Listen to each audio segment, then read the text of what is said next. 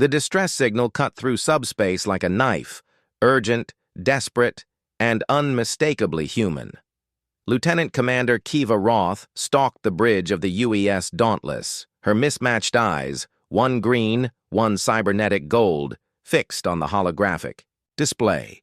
The signal originated from Outpost Epsilon, a scientific research station orbiting Proxima Centauri B, Earth's first and oldest extrasolar colony. "Analysis?" she demanded. Navigator Esri Voss's fingers danced across her console. "Garbled, Commander. I'm detecting weapon signatures consistent with Valkyrie energy cannons." Kiva's blood ran cold. The Valkyrie Imperium had maintained an uneasy peace with humanity for decades. They considered humans primitive Deathworlders, creatures evolved on a high-gravity planet with excessive atmospheric oxygen, extreme temperature variations, and persistent biological warfare in the form of viruses and bacteria. To the Valkyrie, humans were terrifying biological anomalies that shouldn't exist, let alone traverse the stars. "Play the message," Kiva ordered. The holographic display flickered, revealing a human woman with blood streaking her lab coat. Fires raged behind her. "This is Dr. Lysithea Okafor of Outpost Epsilon. We are under attack by Valkyrie forces. They've bypassed our defenses and—" An explosion rocked the transmission. "They're taking children. Repeating, they're specifically targeting children for capture. This violates all—" The feed dissolved into static. Kiva's jaw clenched. "How old is this signal?" 3 days, Commander," Esri replied. "We're the closest UES vessel." Lieutenant Orion Drez, the Dauntless's tactical officer, looked up from his station. His face was grim, the starburst scar on his right cheek more pronounced than usual. "Commander, Outpost Epsilon houses over 2,000 civilians, including the Education Center with 400 children." The bridge fell silent. Everyone knew the Valkyrie considered humans dangerous, unpredictable savages. Everyone knew the Valkyrie feared what humanity might become in a few centuries. But attacking a civilian outpost? Abducting children? "Plot a course to Proxima Centauri," Kiva commanded, her voice deadly calm. "Emergency translation. Alert all. Hands to battle stations." "Commander," First Officer Tarek Nassar interjected, "protocol requires we notify Fleet Command before we notify them en route." Kiva cut him off. "By the time we get authorization, those children will be in Valkyrie space. Send the alert, but we're going in." Tarek's expression hardened, then he nodded. "Aye, Commander."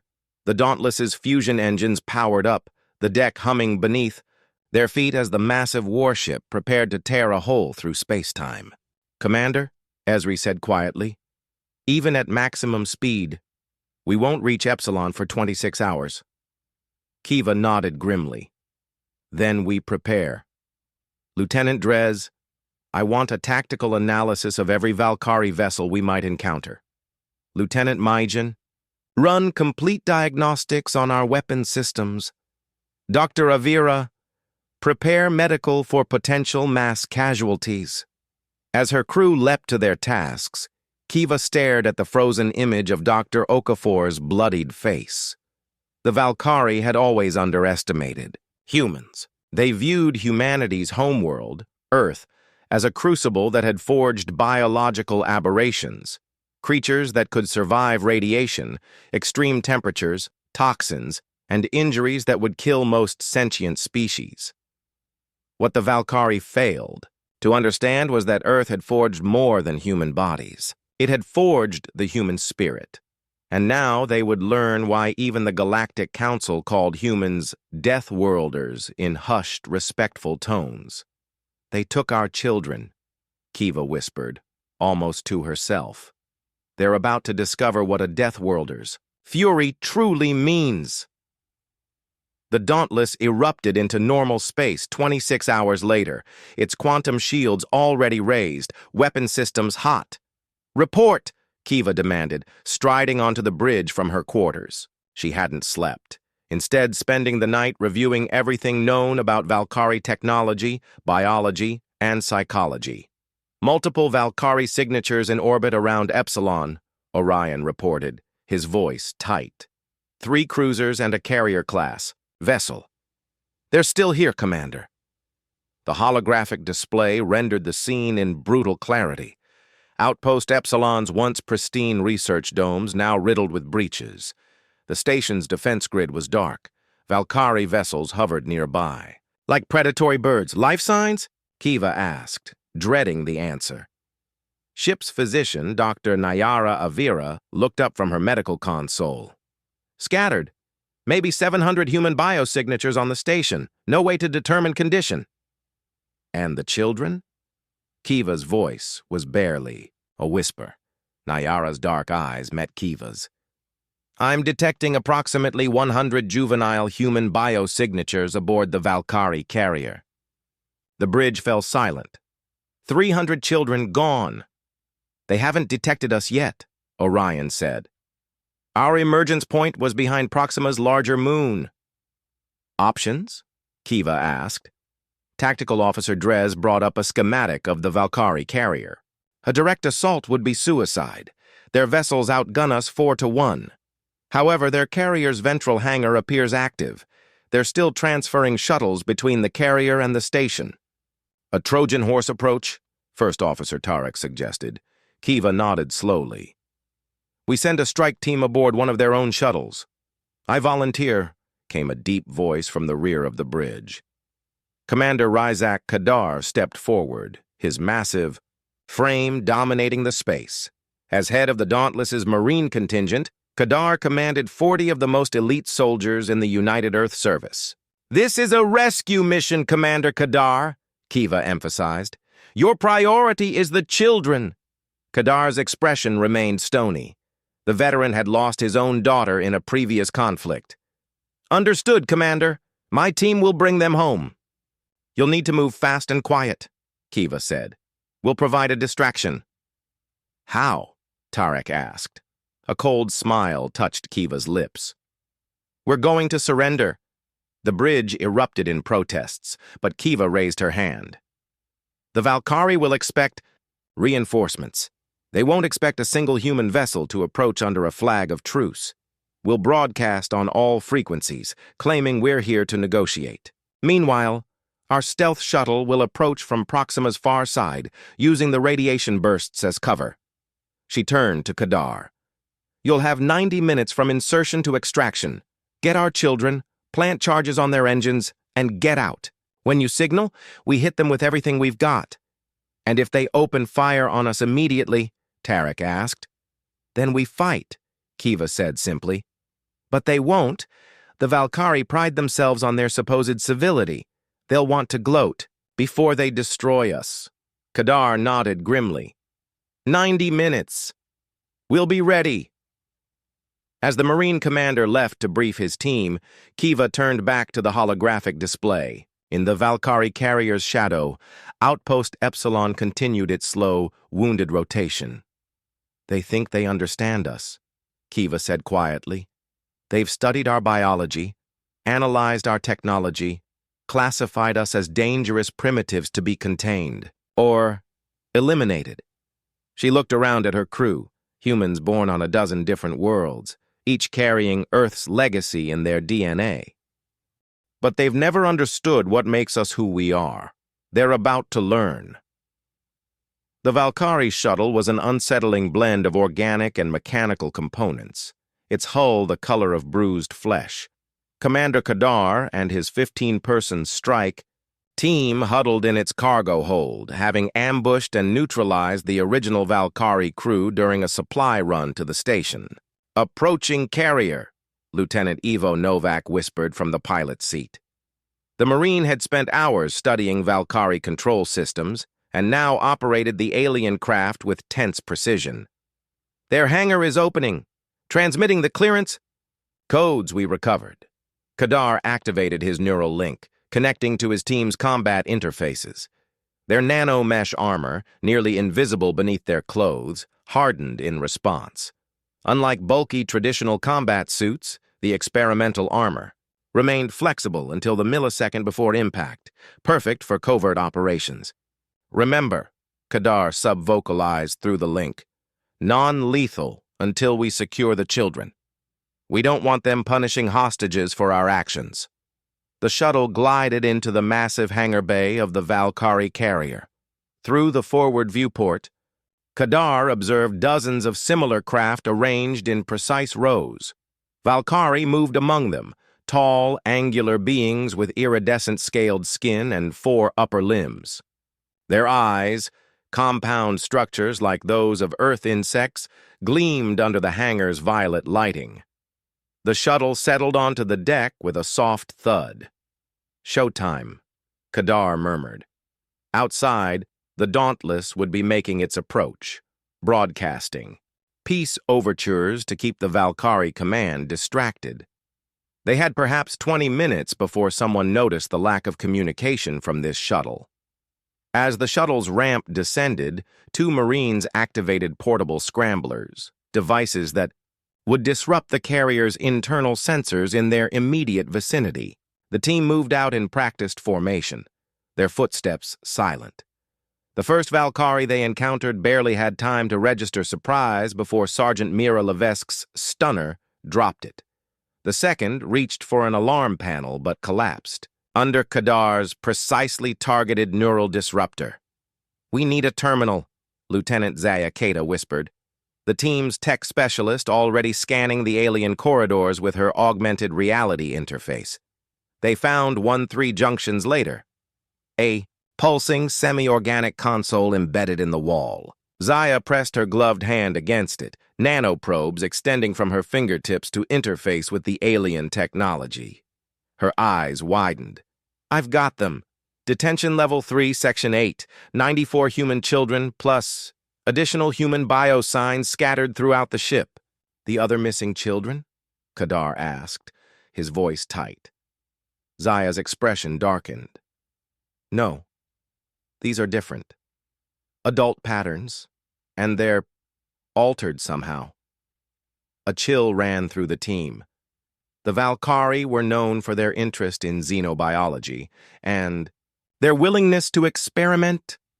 "We focus on the children in detention," Kadar decided. "Set your locators. Evo, Tenzin, Mira.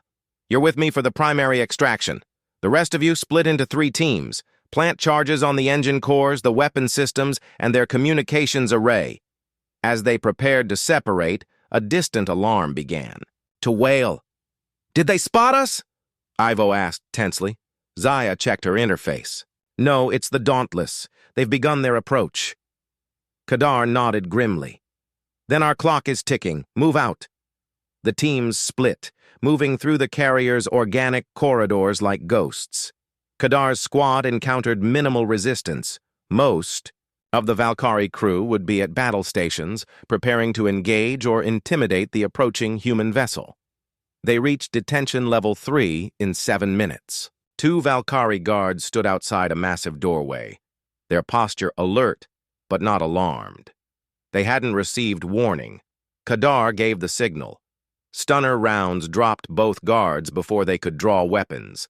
Zaya hacked the door controls, her expression fierce with concentration. "These are different protocols. Security is multi-layered. Give me a moment."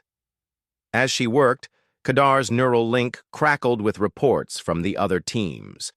Explosives planted on 2 engine cores. Weapons. Systems rigged for detonation. The communications array team encountering heavy resistance. "Got it," Zaya finally hissed, and the massive door slid open. The sight inside froze Kadar's blood. 94 human children, ages ranging from approximately 5 to 15, suspended in individual containment fields. Each child floated unconscious. Surrounded by Valkyrie scanning equipment, data streams flowed across nearby monitors, biological information being extracted and analyzed. "They're cataloging them," Zaya whispered, horror in her voice.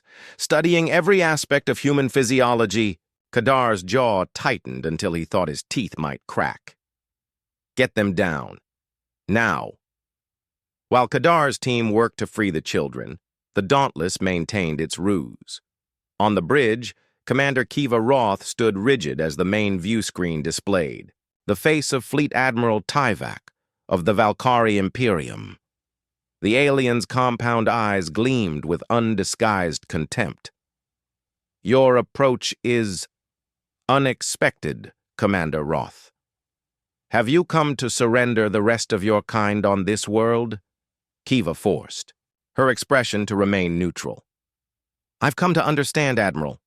Why target civilians? Why take children? The Galactic Accords do not apply to research specimens," Tyvak interrupted. "Your species represents a biological anomaly that must be understood and contained." Behind Kiva, the bridge crew worked silently, monitoring the strike team's progress through encrypted channels. Orion's tactical display showed a countdown, 63 minutes remaining in Kadar's mission window. "Specimens," Kiva echoed, letting genuine outrage color her voice. "Those are citizens of Earth." "They are Deathworlders," Tyvak replied coldly. "Your kind should never have left your gravity well. Your adaptability makes you unpredictable. Your biology makes you dangerous. Your history makes you untrustworthy." A quiet alert sounded on Tarek's console. He subtly signaled to Kiva. The Valkyrie were powering up weapon systems. "Keep him talking," Tarek murmured through their secure channel. Kiva leaned forward, injecting desperation into her voice. "Admiral, surely we can negotiate. Return the children, withdraw from the station, and we can—" "There is nothing to negotiate, Commander." Tyvak's mandibles clicked in what might have been amusement.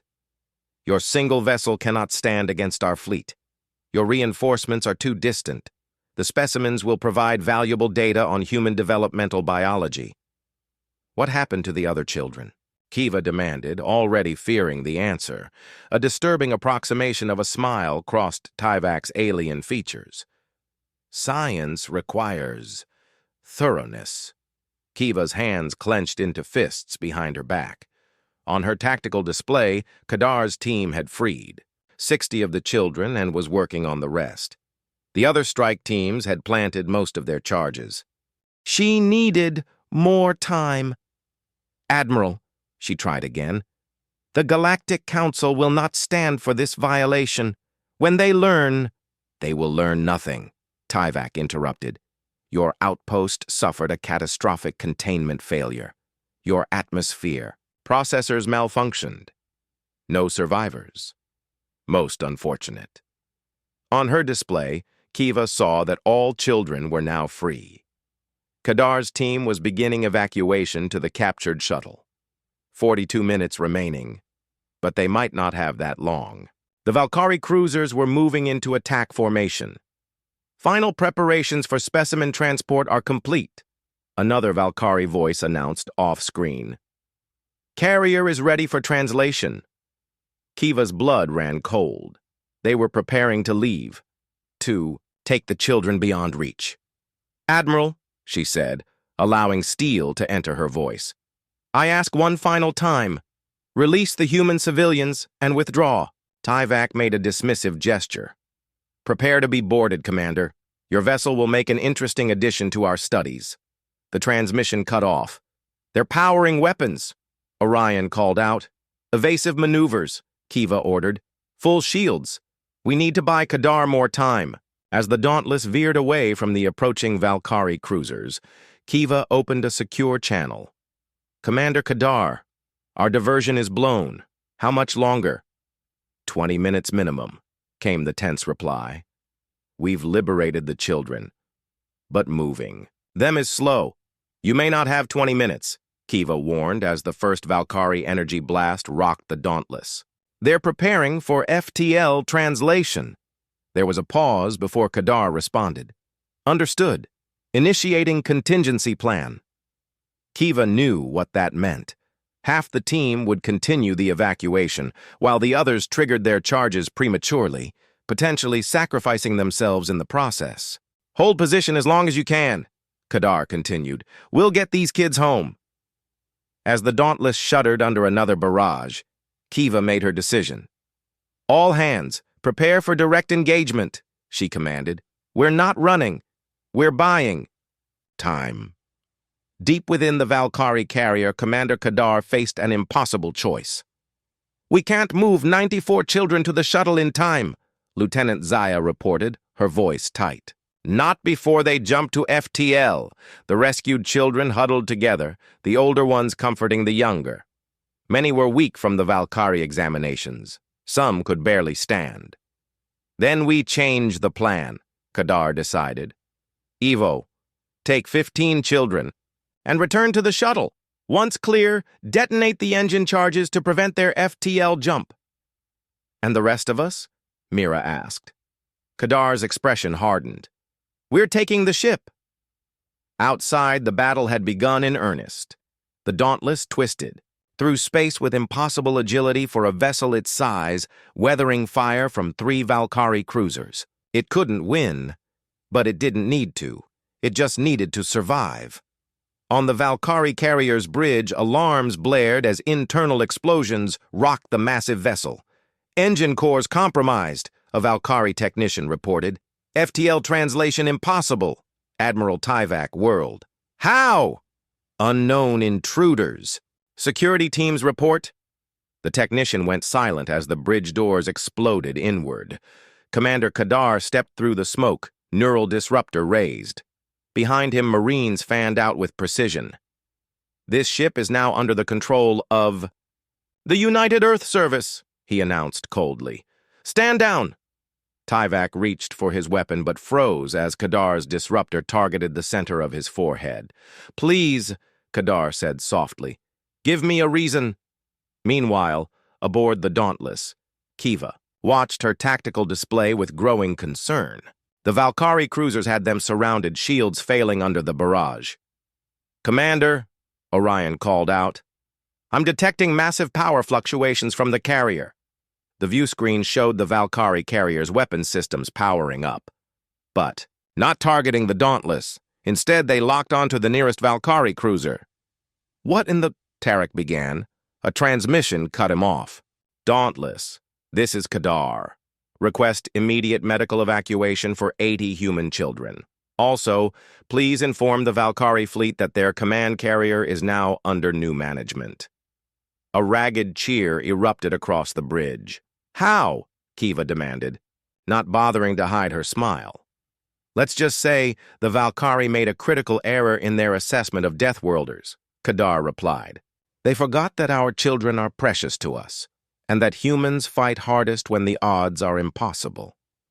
As the Valkyrie cruisers hesitated, caught between the Dauntless and their own commandeered carrier, Kiva opened a broadcast channel. Attention.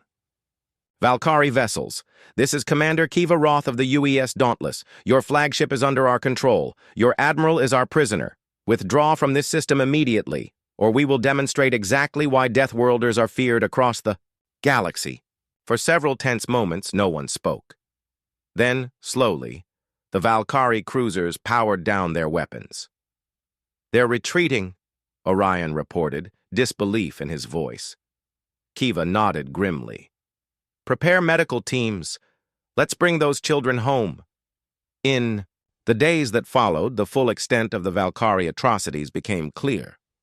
Of the 400 children originally taken, only 94 had survived the Valkyrie's research.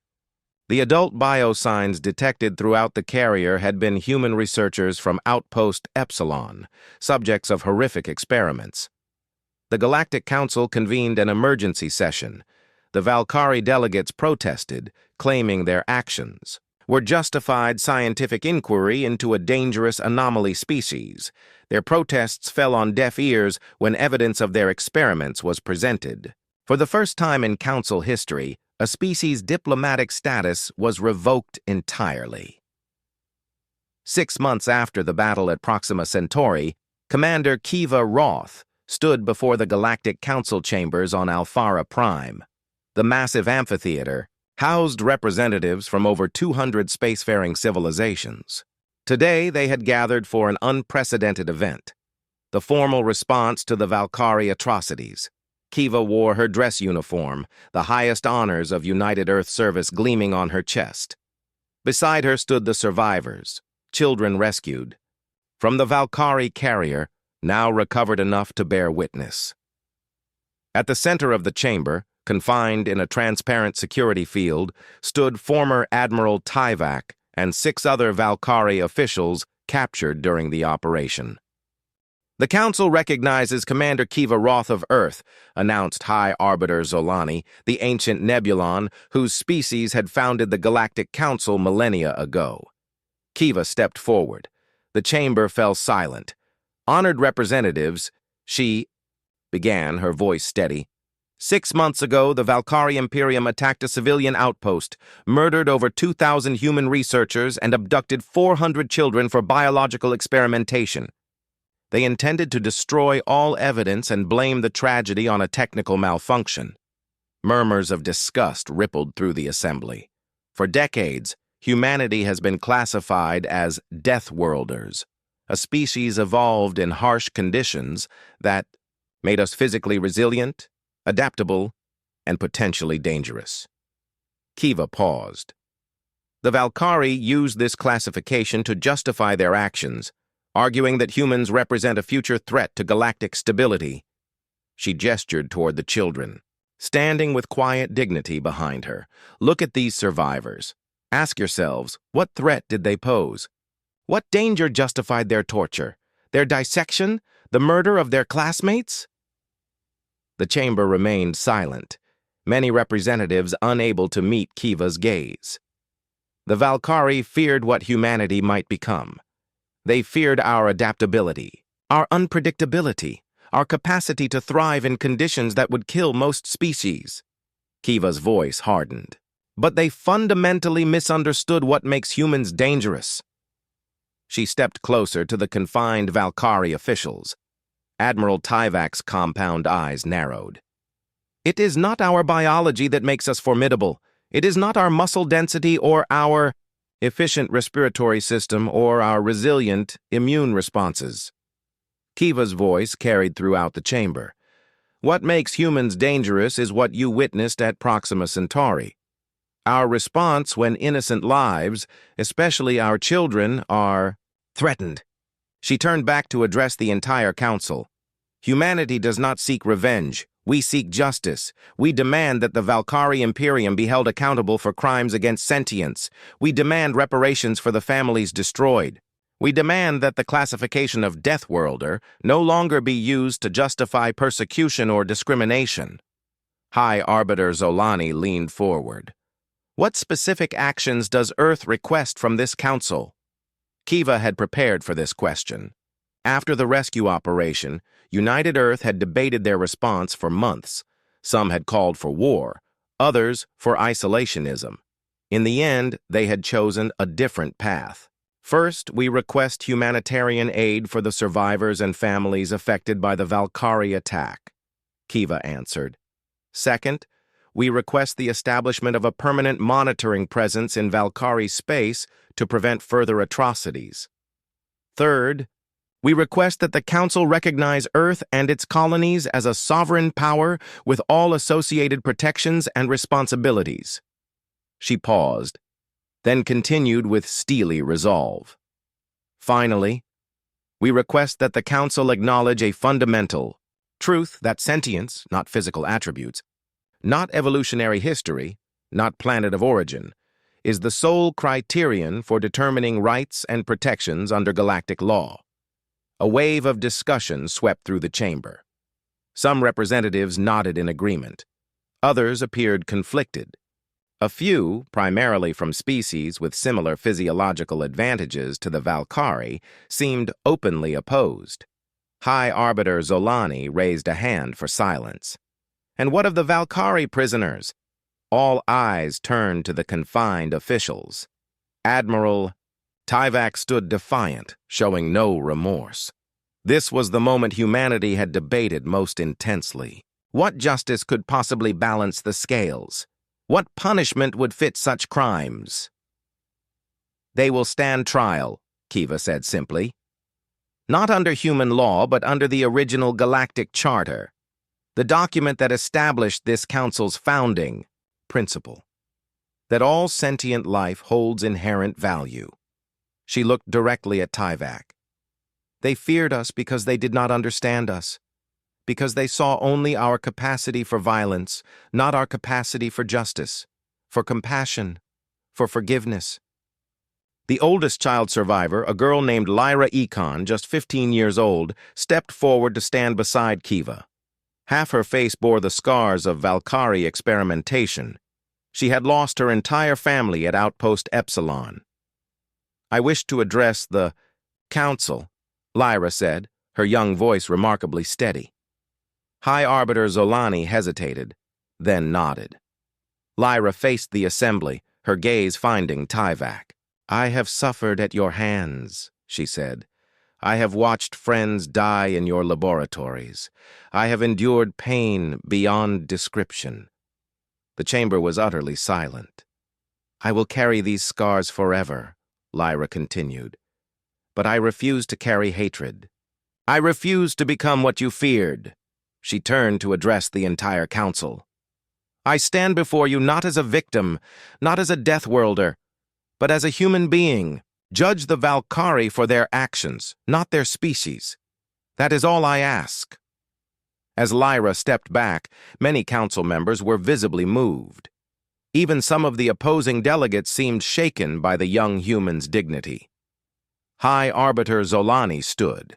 "This council will deliberate on Earth's requests, but let it be recorded today that humanity has demonstrated not only the ferocity that earned them the name Deathworlders, but a wisdom that transcends it."